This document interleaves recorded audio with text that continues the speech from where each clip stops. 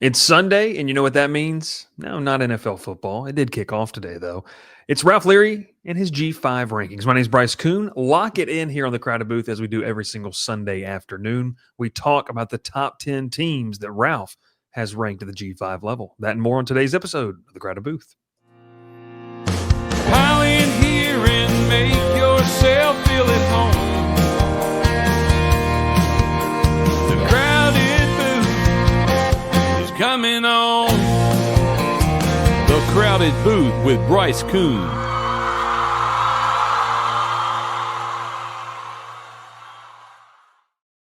All right, we welcome you in to another episode of G5 Leary. We're not going to give away your middle name, don't worry. But welcome in. Make sure you like, make sure you subscribe. We talk a little G5 football here every single Sunday afternoon. Ralph's shaking up the rankings. He stayed true to what he said last week about the winner of a particular game getting pushed into his top 10. He's got a new number one team and a team that's maybe on the rise after some question marks in week 0. Ralph, how you doing, brother? Week 2 college football just wrapped up, man. We are NFL's playing as we are talking right now, and it's. I will say this: you're going to be in Baton Rouge this weekend. Little crisp in the air, by the way, down here in Baton Rouge. So I think it's like a high of 87 on Saturday, which is actually really nice.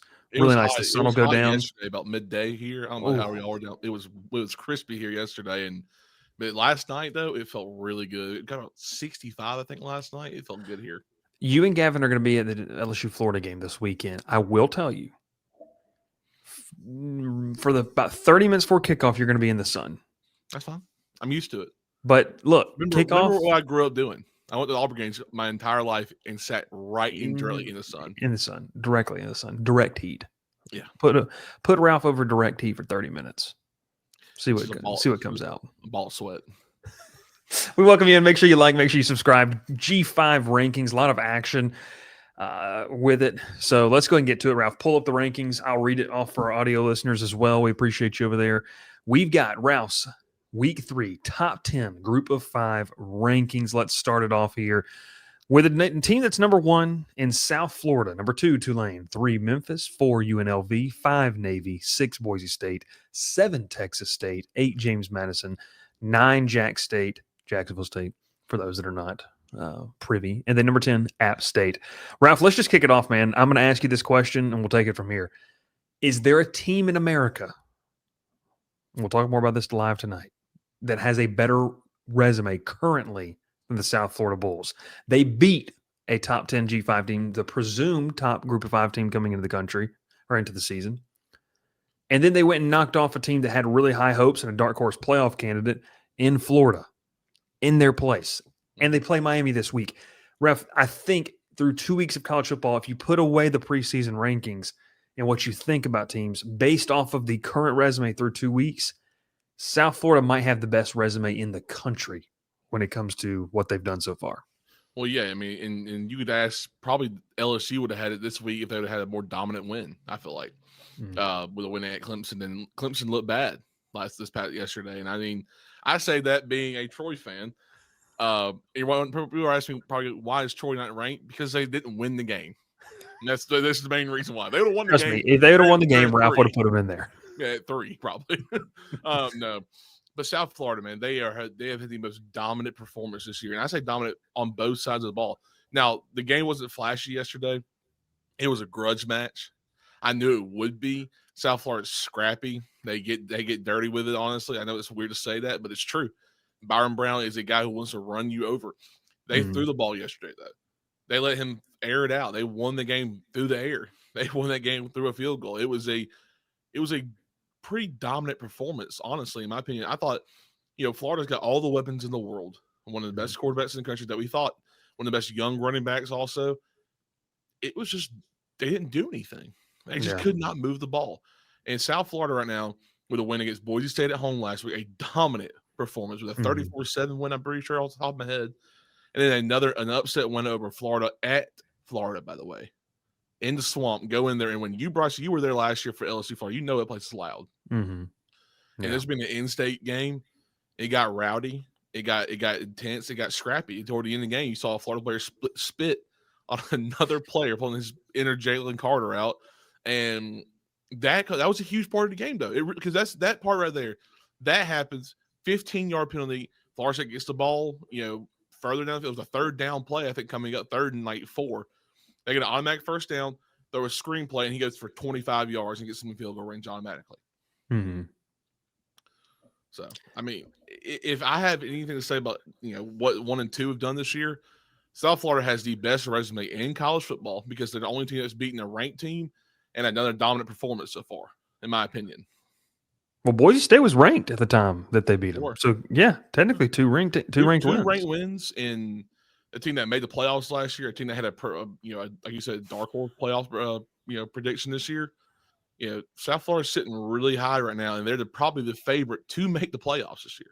So South Florida and Tulane are the top 2 teams. Tulane taking care of business down in Mobile against South Alabama. Memphis with another win on this one on the road as they go over to Georgia State and take care of the Panthers. They've got a big one, Ralph, against Troy this weekend. It's probably a little more intriguing than we initially thought after Troy's performance against Clemson. But that takes us to the number 4 and 5 teams. And look, we're not going to talk really a lot about Boise State at 6. We kind of figure out who they are. They got some games they got to play later on the season. But UNLV, you've got them sitting there at 4. We all watched because there wasn't a lot of games on in week 0 on the Mountain Coast Network.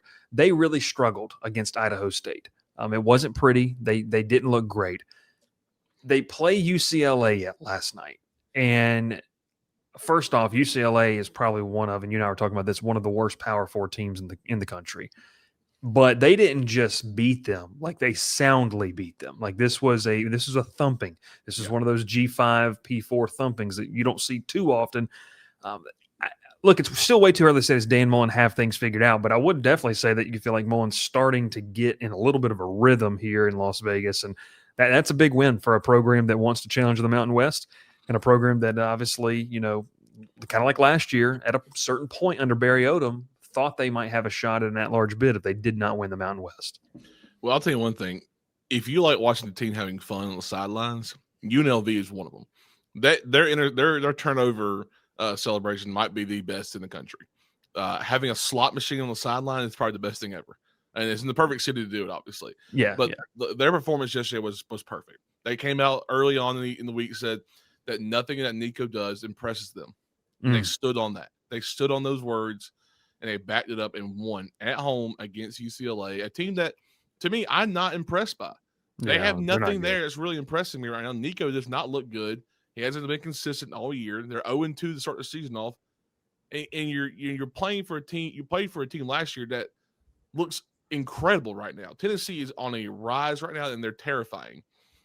And for UNLV right now, this is a huge win. They're 3-0 to start the season off. And they're one of – and Boise State does not look terrific. They lose big at South Florida. They win yesterday against a nobody. I think it was like Eastern Washington. Mm-hmm. The Mountain West is open for grabs, and UNLV can go get it. They have a season. They have a schedule where they can probably win a lot of the games this year, and they can make a run for this playoff spot. Now, South Florida obviously had the better resume right now, but they can choke up mid-season somehow. And that spot is, I'll tell you this, every week. That group of 5 spot for the playoff is going to be open for grabs week by week. I was having a conversation with somebody, and we won't derail too much here, but South Florida is going to have a case for this if they beat Miami this weekend, to where if they beat Miami, play the hypothetical, and they lose. Let's just say South Florida goes undefeated, like total hypothetical. They lose the American Conference title game. Okay. At 12-1 with wins over Florida, Boise State, then whoever they play in the American in Miami, like that's a legitimate at-large bid, like resume. South Florida has done exactly what they needed to. I know we were talking about UNLV, but I just think that's interesting. We'll talk more about that later tonight. But kind of continuing with this, Ralph, you talked about Navy. Will jokingly took Navy. He wanted a little bit of an alternate spread on Navy too, that minus 35.5 for our friends over at FanDuel. He got some good odds. They did not hit. They played a UAB team that is not very good. Just not a very good football team. Bad performance. Just sluggish. Yeah, not too much on that. That's all you got? No, I mean, look, I didn't get to watch a lot of the game. I was trying to keep up with the score the entire time. It just didn't look like they were doing anything offensively to really, get the ball out of UAB's hands. UAB kind of, stayed there with them the entire game, stopped them on a few drives. It was not an impressive game. I didn't think that Horvath played the best game. They was 6 for 8 for 180 yards and touchdown. And, Navy throwing the ball for 180 yards is unheard of. Yeah. I mean, I jokingly say that, but it's true. They should be running for 300 plus yards every game in that offense, and they struggled. And I don't like that performance of their defense, giving up 24 points to a team that is not good. Yeah. I don't want to be rude to UAB fans or UAB players, but you have not shown anything this year, or especially last year, that has done anything to me. And I don't like saying that because I'm a fan of UAB. I like what they got in the program, and they're in a city that could really recruit well out of. You feel like you're in Birmingham. They got plenty of athletes there. Yeah. No, they should be better. I'll say that. I mean, we just saw Bill Clark, a couple of years ago, will go to back-to-back conference title games, win one of those title games after they resurrected the program. I'm with you. I think Navy is going to, if you like Navy as I don't know what the odds are, as the playoff representative, play the long game with them. They're going to have an opportunity. I like where you got them there at 5, though, because it's just kind of been like so-so. They've taken care of business. It hasn't looked super clean, and it didn't look super clean on Saturday. All right, you got Boise State at 6. We talked about that. James Madison 8. We talked more about them last week, and then App State at 10. Let's round the episode out, though, with Texas State winning their game this past weekend. They're at 7, and then Jacksonville State sliding in at number 9. What do you like about the Bobcats? And then obviously the Gamecocks.